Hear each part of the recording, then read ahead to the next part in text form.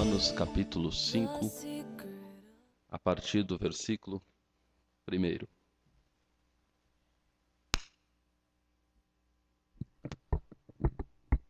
Diz-nos assim a palavra de Deus: Sendo, pois, justificados pela fé, temos paz com Deus por meio do nosso Senhor Jesus Cristo, mediante quem obtivemos entrada pela fé a esta graça, na qual estamos firmes e nos gloriamos na esperança da glória de Deus. Vou repetir o texto. Romanos capítulo 5, versículo 1. Sendo, pois, justificados pela fé, temos paz com Deus por meio do nosso Senhor e Salvador Jesus Cristo, e mediante quem obtivemos entrada pela fé a esta graça, na qual estamos firmes e nos gloriamos na esperança da glória de Deus. Vou frisar o versículo 2, mediante quem obtivemos entrada pela fé a esta graça. Obtivemos entrada pela fé a esta graça.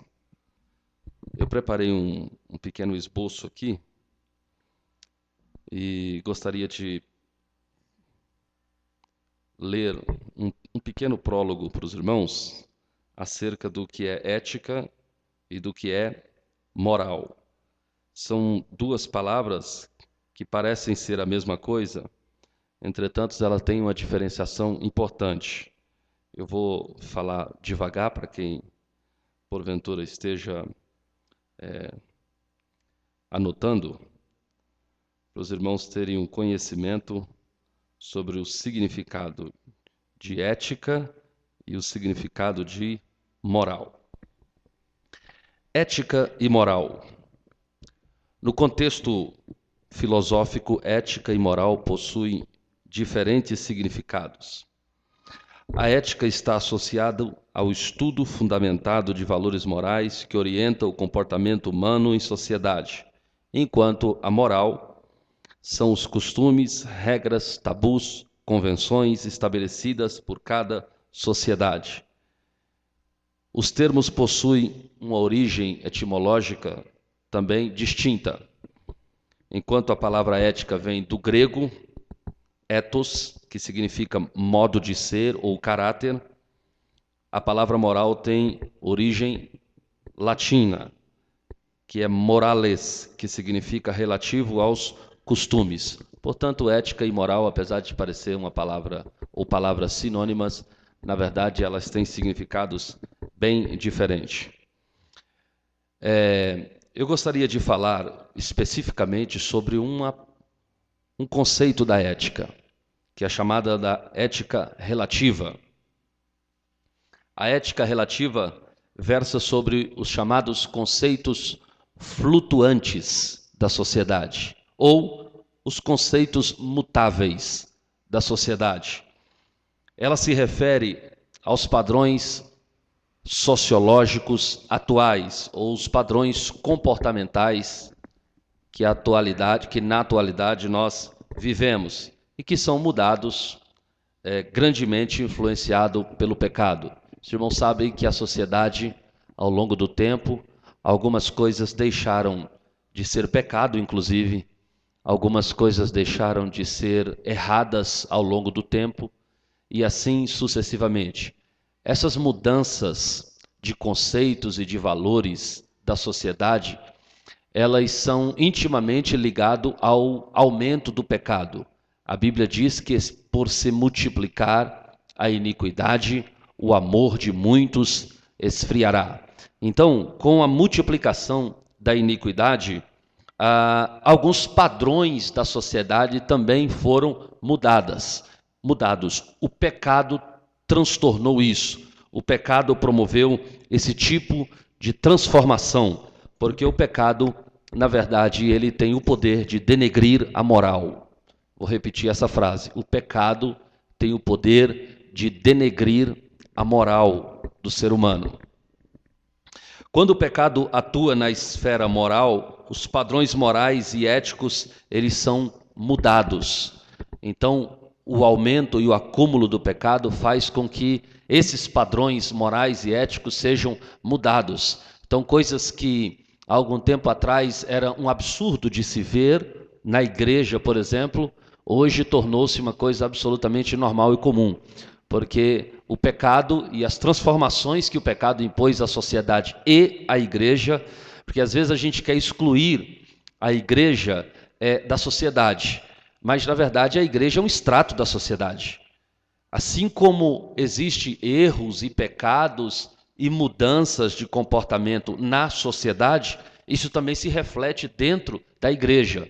Talvez em tamanho menor, em proporção menor. Proporção nem diria. Talvez na igreja essas mutações não sejam tão visíveis, mas isso não significa que no coração de muitos de nós as coisas já foram perdendo alguns valores morais. Muitas vezes as nossas práticas, elas continuam sendo práticas do passado.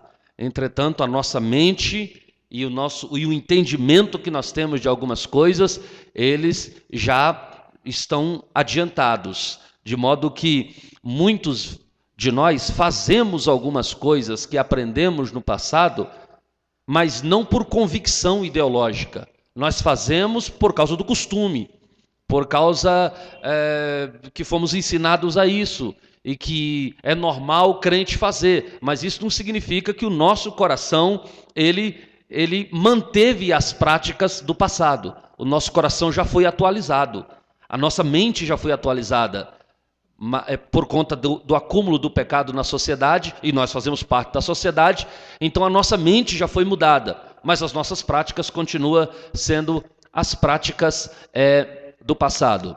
Isso dá-se o nome de hipocrisia, né? Quando nós não conseguimos ser, na verdade, aquilo que pensamos, mas somos aquilo que nos impuseram.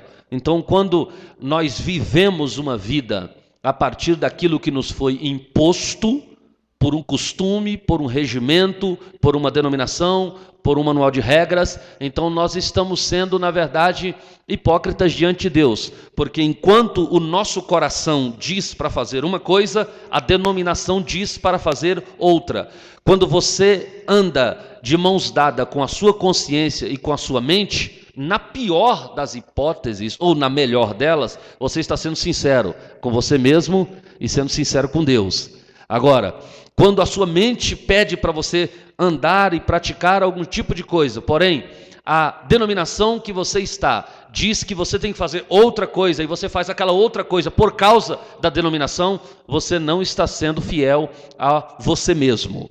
E quando nós não estamos sendo nós mesmos, nós estamos vivendo uma vida falsa. Tá certo? E não adianta querer apartar os costumes da sociedade que está aí fora com a igreja. A igreja não é uma sociedade secreta alheia a tudo que o mundo faz e pratica. A igreja é um extrato do mundo, porque à noite você está na igreja, mas durante o dia você está no mesmo trabalho que os ímpios estão estudando, na mesma faculdade, na mesma escola que os ímpios estudam, ouvindo as coisas que os ímpios ouvem, assistindo aos programas de televisão que os ímpios assistem, participando de muitas coisas, por exemplo, muitos entretenimentos que o mundo participa. Então você não é tão santo a ponto de andar no mundo sem que nada de mal do mundo se apegue a você. Não é verdade. Quem disser que anda incólume a qualquer tipo de mal que está no mundo, você está sendo ou santo demais ou mentiroso demais. Porque como nós participamos da sociedade, então muitos conceitos da sociedade acabam se apegando em nós. Isso é fato, tá certo? Então a igreja não é uma sociedade secreta, um organismo que está à margem da sociedade ou do mundo. Não, a igreja faz parte da sociedade, faz parte do mundo. Por isso que a mudança dos conceitos sociológicos que acontecem no mundo, acontece também na igreja. Talvez não com o mesmo tamanho, mas acontece. Quantos entenderam até aqui? Diga amém. Outra coisa importante que nós podemos meditar é: aonde entra Deus nessa história? Porque, queira ou não queira, há o padrão moral e ético da sociedade e há o padrão moral e ético de Deus, representado pela Bíblia. Então, onde entra Deus nisso tudo? Então, é sobre esse embate ou essa questão que a matéria de ética cristã, ela entra para tentar nos ensinar alguma coisa. Irmãos, a Bíblia diz, e tem um texto sagrado que diz que importa agradar a Deus e não aos homens. Então a Bíblia é muito clara. Quando você se deparar na vida com essa bifurcação, puxa vida, isso para o mundo é correto, mas isso para Deus não é correto. Para o mundo isso é normal e é comum, para Deus isso nem é normal e nem pode ser comum. Então, quando você se encontrar diante dessa bifurcação, então você lembre-se desse versículo: importa agradar a Deus e não aos homens. Tá certo? Em muitas questões que para a sociedade é algo normal e comum, nós devemos ficar do lado de Deus. Eu elenquei aqui algumas coisas para falar, até vinha dizendo para a pastora que vai ser impossível falar todos esses temas sobre homossexualidade, política, aborto, ensino religioso nas escolas públicas, adoração e louvor, cultura, sexo e divórcio. São alguns temas que versam sobre a ética e sobre o comportamento humano que eu poderia falar aos irmãos, evidentemente que não quero cansá-los, porque essa é apenas uma rápida panorâmica sobre ética cristã. Então, há um conceito sociológico no mundo chamado de politicamente correto. O que é o politicamente correto? É você fazer e falar assuntos que não ferem aquilo que a sociedade pensa, aquilo que é senso comum, tá certo? Então, aonde fica a igreja com esse politicamente correto? Porque, se você não sabe, por exemplo, inclusive eu até coloquei como cabeça do primeiro tema que eu quero dizer aos irmãos, se os outros não derem tempo, mas esse com certeza vai dar tempo de dizer. Por exemplo, o homossexualismo. Teve um ex-presidente que disse o seguinte, que antigamente o homossexualismo era algo deplorável, proibido, né? Aí dizia ele que agora o homossexualismo já é algo permitido, né? Daqui um dia vai ser algo comum. Ele disse: eu quero morrer antes que isso vire obrigatório. Tá certo? Há uma transformação tão grande da sociedade que hoje o discurso politicamente correto ensina-nos a não dizer absolutamente nada sobre o homossexualismo. Aliás, a comunidade LGBT nem gosta da palavra homossexualismo, por causa do ismo que dá a entender que seja uma doença ou algo do tipo. Eles preferem o termo homossexualidade. O politicamente correto é a homossexualidade. Não é correto, não é politicamente correto alguém falar contra a homossexualidade ou o homossexualismo. Por quê? Porque é algo que se tornou comum e normal. Mas eu quero explicar aos irmãos uma coisa. Há uma diferença muito grande entre o que é comum e o que é normal. Nem tudo aquilo que é comum é normal. Comum significa tem sempre. Normal significa é certo. E o homossexualismo pode ser uma coisa comum, e de fato é. É uma coisa muito comum. Não precisa ir muito longe para você se deparar com o homossexualismo. Tá certo? E desculpe a sinceridade extremada, mas talvez não precise nem sair da igreja para encontrar casos de homossexualismo. Eu estou sendo muito radical? Claro que não, vocês sabem disso. Então, o homossexualismo pode ser uma coisa muito comum, pode ter milhões de casos, mas o homossexualismo nunca será normal. Porque qual é o normal da relação humana? O homem e a mulher. O homem e a mulher é o normal. O homem com o homem é anormal. A mulher com a mulher é anormal, de modo que a homossexualidade pode até ser comum, mas ela nunca será normal. Então há uma diferença entre o que é comum e o que é normal. Então, irmãos, nesse conceito sociológico chamado de politicamente correto, ele versa sobre a dificuldade que a igreja tem de ministrar sobre alguns assuntos, e homossexualidade é um desses temas que, segundo o politicamente correto, nós jamais deveríamos falar. Só que aí entra o que diz a Bíblia, é aquela bifurcação que eu acabei de dizer aos irmãos: importa agradar a Deus e não aos homens. Então, entre Deus e os homens, entre o que pensa a sociedade e o que pensa a Bíblia, se você é cristão, se você é homem de Deus, se você é mulher de Deus, e se você tem aquela qualidade primaz de um pregador da palavra, que é a audácia e coragem, então pregue a palavra, exorte com toda a autoridade, como disse Paulo a Timóteo, e ninguém te despreze. Não permita que a tua mensagem seja desprezível. Pregue a palavra. Se a palavra fala contra o homossexualismo, e de fato fala, que ficarão de fora os cães, os feiticeiros e os afeminados, é esse tipo de mensagem que a igreja deva propagar. Aliás, depois da reforma de Martinho Lutero, a igreja ficou conhecida como o movimento protestante. Por quê? Porque Lutero protestava contra a Igreja Católica e contra os dogmas da Igreja Católica. Ele afixou as suas 95 teses para protestar contra os dogmas da Igreja Católica Apostólica Romana. Então todas as pessoas que se uniram ao movimento luterano, ao movimento de Martinho Lutero, ficou conhecido como protestante. Nós somos filhos de Martinho Lutero, filhos ideológicos de Martinho Lutero. Então, se nós somos filhos ideológicos de Martinho Lutero, logo nós somos protestantes. E protestante é aquele que protesta, que coloca o dedo na ferida, que diz não quando todo mundo diz sim, e que diz sim quando todo mundo diz não. Então a igreja tem essa característica de ser protestante.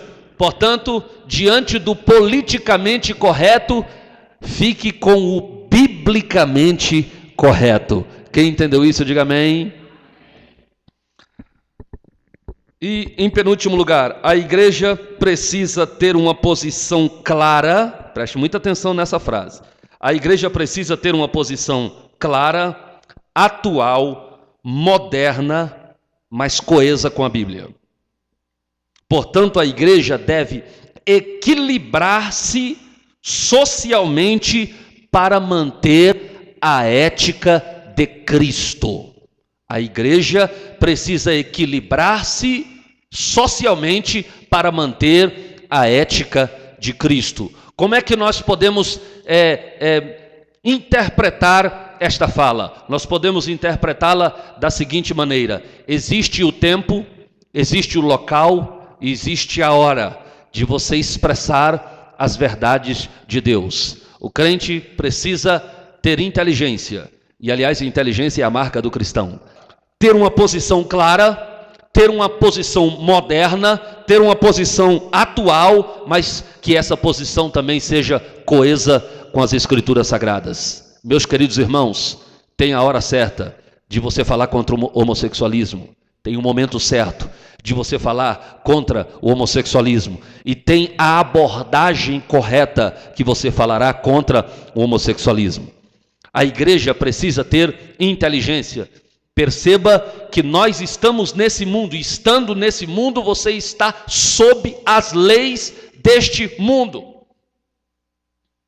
E estando sob as leis deste mundo, você precisa entender que você tem que obedecer às leis deste mundo. E nas leis deste mundo, e daqui a pouquinho, já vai ser proibido o discurso contrário a essa prática pecaminosa do homossexualismo em praça pública, em locais públicos. Mas só que a legislação, ela permite que dentro do ambiente de culto nós podemos professar as doutrinas bíblicas expressas nas Escrituras Sagradas. Então aqui dentro nós falamos, aqui dentro nós protestamos, aqui dentro nós oramos por libertação. Mas quando você estiver no mundo e entre o mundo, aprenda a equilibrar-se entre ter uma posição clara, atual, moderna, coesa com a palavra de Deus e sabendo andar no meio das pessoas. Precisamos ter inteligência para saber entrar e sair, porque senão nós não somos aceitos, porque senão seremos taxados como homofóbicos. Homofóbicos são aquelas pessoas que odeiam uma outra tipo de pessoa por causa de um comportamento. E somente a mensagem do evangelho contra o homossexualismo em local público já taxam tais pessoas de homofobia, de homofóbico. Como esse ambiente de culto é protegido pela legislação do nosso país, aqui nós falamos, aqui nós pregamos, aqui nós protestamos, aqui nós oramos por libertação, porque isso é carente de uma libertação, porque é uma ação de Satanás no comportamento perverso que a humanidade tem tido. Daí derivou o homossexualismo e tantos outros pecados tão graves quanto ou até mais do que o homossexualismo e assim por diante. Quantos entenderam isso? Diga amém. Ainda uma outra coisa, deixa eu correr, que o tempo corre. Precisamos fazer uma separação importante. A última coisa, antes de entrar nos tópicos aqui, se é que vai dar tempo.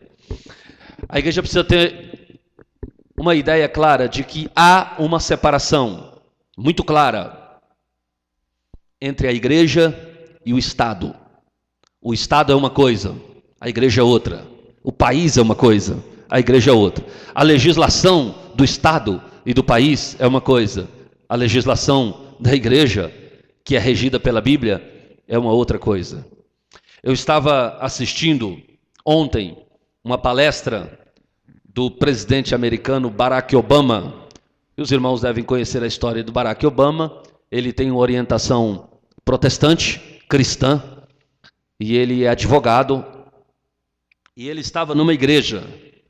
O ambiente da sua palestra era uma igreja. E ele dizia àqueles irmãos o seguinte, que nós, e eu quero